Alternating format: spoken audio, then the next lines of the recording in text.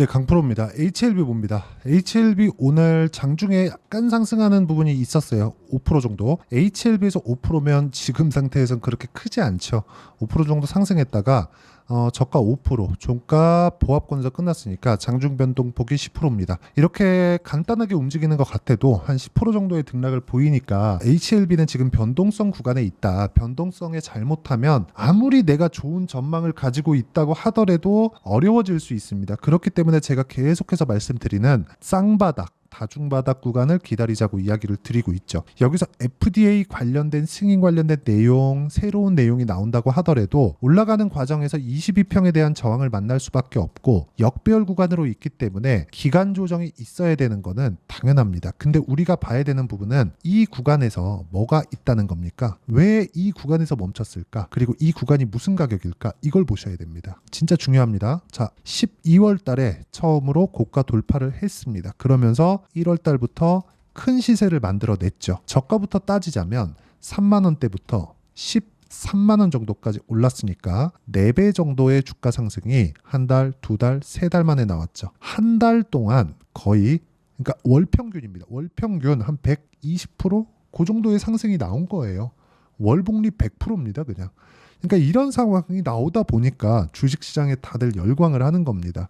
그런데 이 구간에서 우리가 봐야 되는 건 이격이 얼마나 벌어져 있는가, 그리고 고가 돌파를 했는가입니다. 저는 그러셨으면 좋겠어요. 올라가는 상황을 보고 우리가 위험을 줄이자. 이게 약간 좀 상반돼 있다고 보실 수도 있는데, 보세요. 내가 여기가 저가라고 조금 확대해서 보여드릴게요. 보세요. 여기가 저가라고 생각을 해서 여기서 샀다가 주가 밀려버리면요. 62평에 붙었다고 여기서 샀다가 주가 밀려버리면요. 그러면 대안이 있나요? 없죠. 그렇죠? 그러면 반대로 볼게요. 22평을 돌파를 했습니다. 이 부분을 확인하고 매수를 한다면요. 22평을 이탈하면 손절하면 됩니다. 근데 그 전에 사전 작업이 있다는 거죠. 매집하는 구간.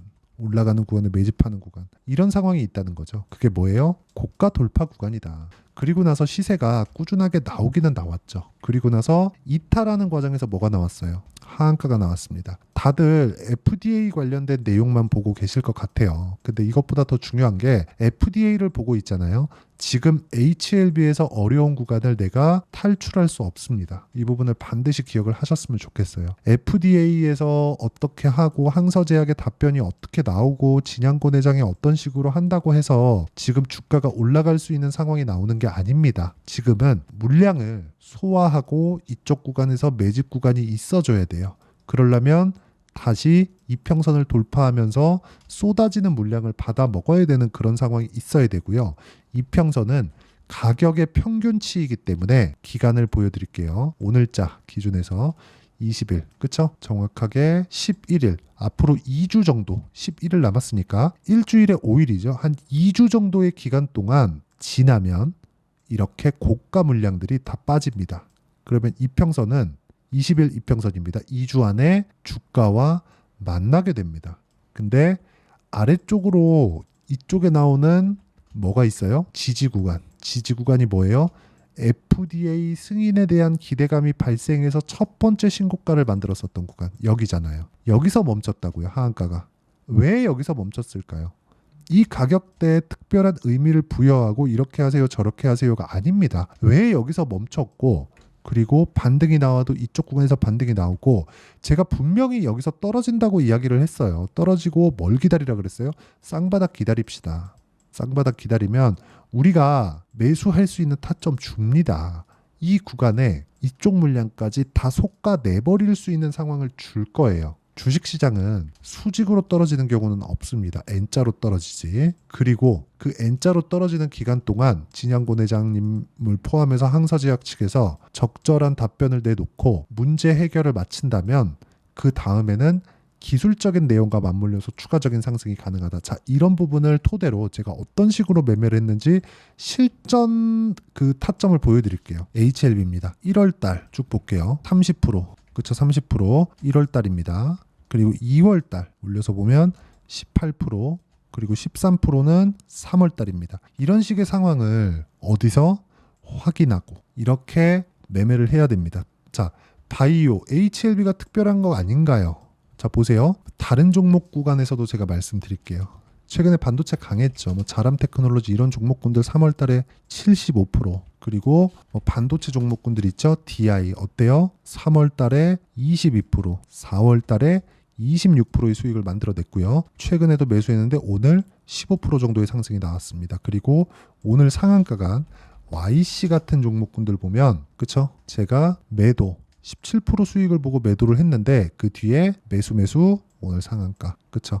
아직까지 그렇게 큰 수익이 발생한 건 아니지만 고가 돌파하는 구간에서 이런 식으로 변동성이 크게 터진다는 점, 이 부분이 진짜 중요합니다. 그리고 이 내용에 대한 부분을 여기 소통방에서 제가 다 공유를 하고 있고 장중에 이렇게 해야 된다고 제가 자료를 계속해서 보내드립니다.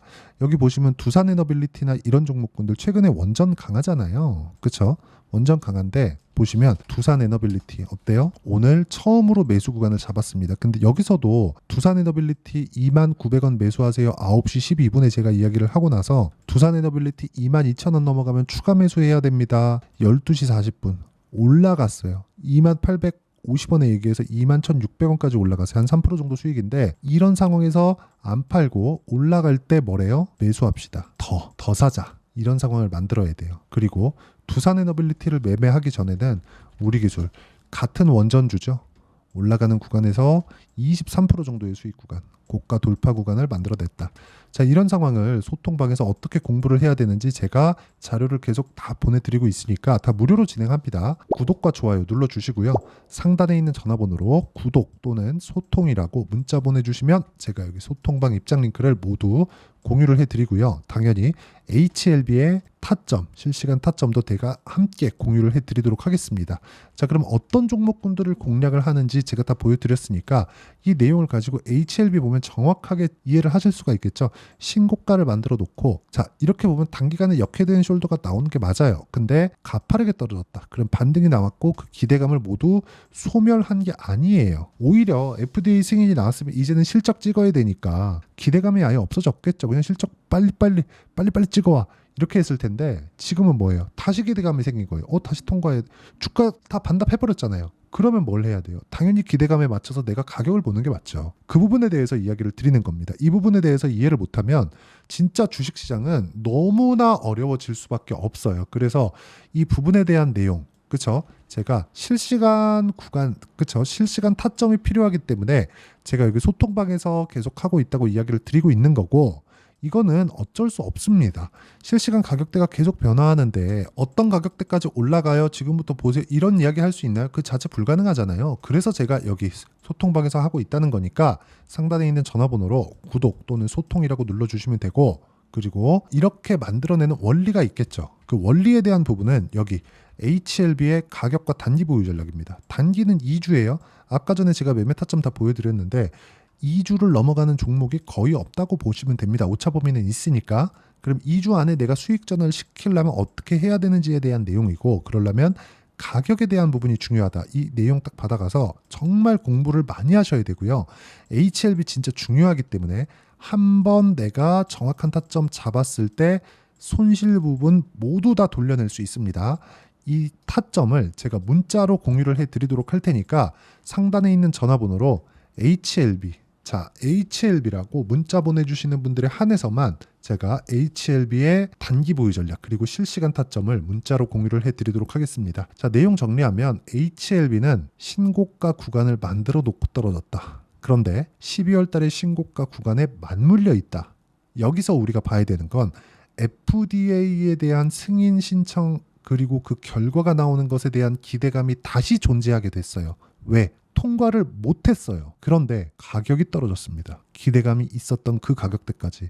지금은 10만 원이 아닙니다. 하지만 기술적으로 다중바닥을 만들어야 되는, 즉 쌍바닥을 만들어야 되는 구간에 있고, 이쪽 구간에 내가 적절한 구간의 가격대를 잘 체크를 한다면 10만 원대에서 내가 매수를 했다고 하더라도 손실을 날려버릴 수 있습니다. 그렇죠? 자, 그래서 이런 부분을 원리부터 이해하기 위해서는 단기 보유 전략 그리고 실시간 타점 반드시 받아가시고요. 상단에 있는 전화번호로 HLB라고 문자 보내주시면 되고, 무엇보다 이런 식으로 내가 꾸준하게 어떤 식으로 판단을 해야 되는지 그 내용에 대한 부분은 그쵸? 제가 다 이해시켜 드릴 수 있을 정도로 준비를 해놨으니까 영상 끝까지 시청하시고요. 모든 분들이 성공 투자하셨으면 참 좋겠습니다.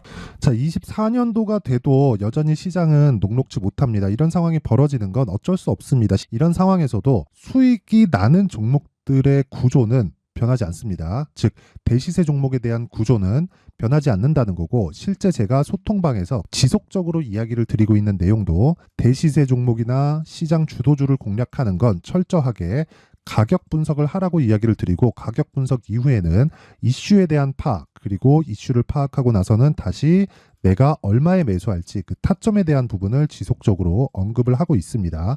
자, 근데 생각해 보세요. 시장이 굉장히 어려웠습니다. 어려운 상황에서의 어떤 종목들이 강했냐 보면 반도체와 그리고 바이오입니다. 자, 실제 여기 보면요.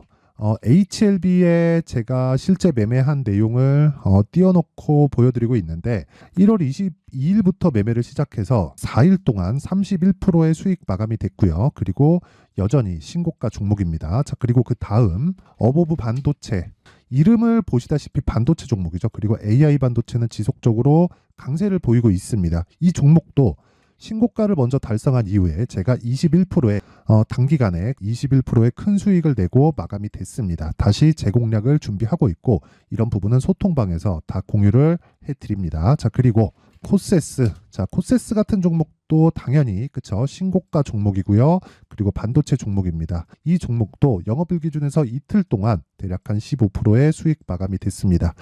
내용을 한번 보시면 어떻습니까? HLB를 포함해서 뭐 30%, 20%, 뭐 15% 이런 식의 수익이 지속적으로 발생하고 있는데, 이 세 종목 모두 다 신고가 종목이고 1월 달에 시장이 약세를 보이고 있는 구간에서도 강했었던 그런 종목입니다. 특징점이 하나 있는데, 그 이슈에 앞서서 가격이 먼저 반영했다는 거죠. 그렇게 제가 가격을 먼저 보고 이슈에 대해서 파악하는 이유는 결과적으로는 큰 시세를 먹기 위한 사전 준비 작업입니다. 실제로 큰 시세를 먹기 위해서 사전 준비 작업을 했을 때 여기 레인보우 로보틱스 127%, 그리고 ISC 98%, 그리고 한미반도체 97%의 큰 수익을 내는 상황을 만들 수 있습니다. 어떤 식으로 소통방에서 진행됐는지, 그쵸? 그 상황을 제가 이야기를 드린 건데, 이런 상황도요, 당연히 신고가를 공략했을 때 가능한 겁니다. 자, 그러면 이번에도 마찬가지입니다. 그쵸? 정부 주도의 코리아 디스카운트 해소 방안이 2월 달에 발표를 하고요. 그리고 2월 달에 발표된 내용을 토대로 주가가 움직이는 게 아니라 이미 움직인 내용이 있죠. 실제 이 내용은